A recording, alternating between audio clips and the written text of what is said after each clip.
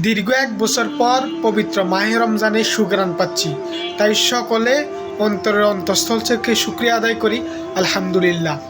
আর এই রমজানে সবাই নিজেকে পরিশুদ্ধ করার চেষ্টা করি এবং একজন ভালো মুসলিম হওয়ার চেষ্টা করি। আর এই রমজানে যে ব্যক্তি একটা দান করবে সে ৭০ গুণ সওয়াব পাবে। সেমভাবে কোনো ব্যক্তি যদি কোরআন শরীফের একটা আয়াত তেলাওয়াত করে, কোরআন শরীফের একটা আয়াত তেলাওয়াত করলে এবং বা একটি হরফ উচ্চারণ করলে সে ১০ গুণ সওয়াব পাবে। তো এই ১০ গুণের পূরণ দেন কত গুণ? ৭০ গুণ। এরকমভাবে আপনি একটা খতম দিলে কত গুণ সওয়াব পাবেন? ৭০টা খতমের সওয়াব পাবেন।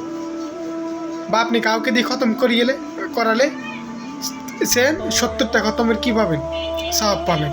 আর আপনার আত্মীয় স্বজন বা পিতামাতা যদি পৃথিবী থেকে চলে যায়, ওই পিতামাতার জন্য কোরআন খতম করানোর এবং তাদের জন্য বেশি বেশি দোয়া করার চেষ্টা করবেন, আল্লাহ যেন তাদেরকে মাফ করে দেয় এবং আমাদেরকেও মাফ করে দেয়। আরেকটা বিষয়, সবাই বেশি বেশি রমজান মাসে সদকা করার চেষ্টা করবেন আর নিজেকে পরিশুদ্ধ করার চেষ্টা করবেন।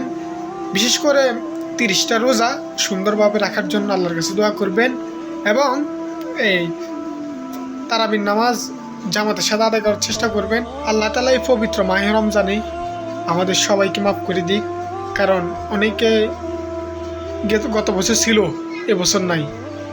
সামনের বছর যে আমরা থাকবো এটার কোনো কি নাই, গ্যারান্টি নেই।